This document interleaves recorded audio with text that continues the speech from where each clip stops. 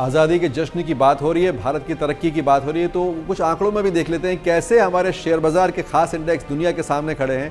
पहले बात करें अगर भारत के सेंसेक्स की, जो एक लीडिंग इंडेक्स है हमारे देश का, उसमें पिछले 3 महीने में करीब 2.25% का रिटर्न, 5 साल में सालाना 12.5% का रिटर्न ये उसकी बढ़त हुई है, और 10 साल में देखें तो 13% से ज़्यादा की बढ़त है हर साल।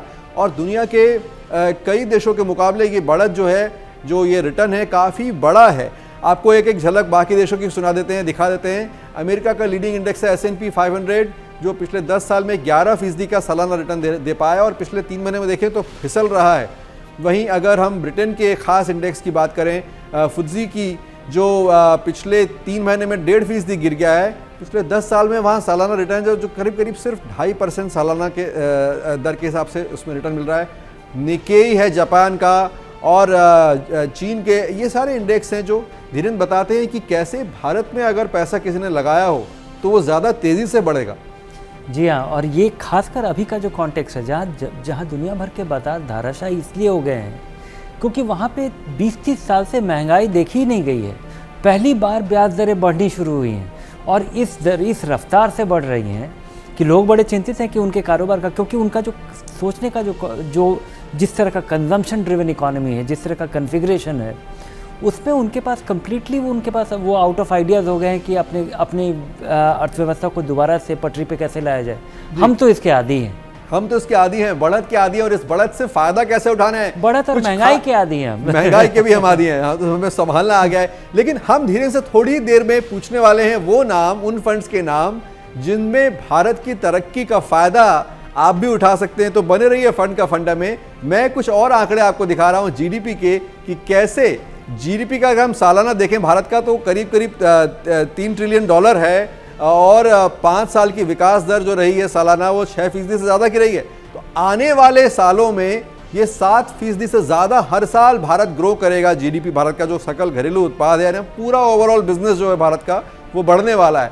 तो ये उम्मीद है। इसी तरह अमेरिका की बात करें तो उनकी जो उम्मीद है अगले आने वाले सालों में, वो 2.3% सालाना की ग्रोथ की है।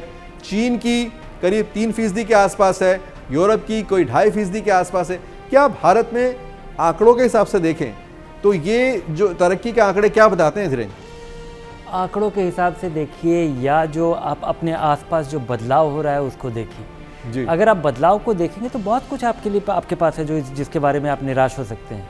लेकिन अगर आप देखें कि जिस तरह से सड़कें बदल रही हैं, जिस तरह से भारत में मैन्युफैक्चरिंग कैपेसिटी बिल्ड हो रहा है, जिस तरह से चाइना आउट ऑफ फेवर हो रहा है, और हम बहुत सारे चीज़ों को अट्रैक्ट कर पा रहे हैं, नया मैन्युफैक्चरिंग कैपेसिटी जो कि हम पिछले 10-15 साल में हमने सोचा नहीं था 10-15 साल पहले कि हमारे यहाँ सर्विस इकॉनमी होगा। भारत सर्विस इकॉनमी में ऐसे ही सबसे बड़ा है। हमारा सबसे बड़ा एक्सपोर्ट का जो हमारा अर्निंग है वो टेक्नोलॉजी सर्विसेज से आता है।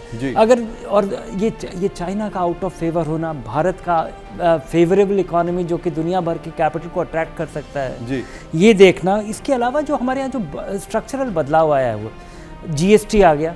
अब इसके वजह से हमारे यहाँ बहुत कुछ बड़ा इनफॉर्मल इकोनॉमी था जो कि फॉर्मलाइज हो रहा है। इनकम टैक्स भारत में कंपनियों का, वो पहली बार इस रफ्तार से कम किया गया।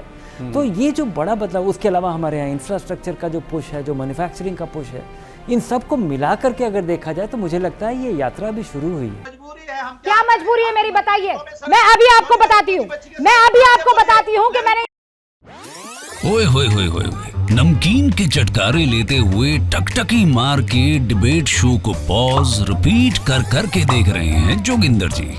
इनकी तरह आप भी देखें अपनी फेवरेट डिबेट्स को रिपीट कर, और डाउनलोड कीजिए ABP लाइव ऐप अपने स्मार्ट टीवी पर।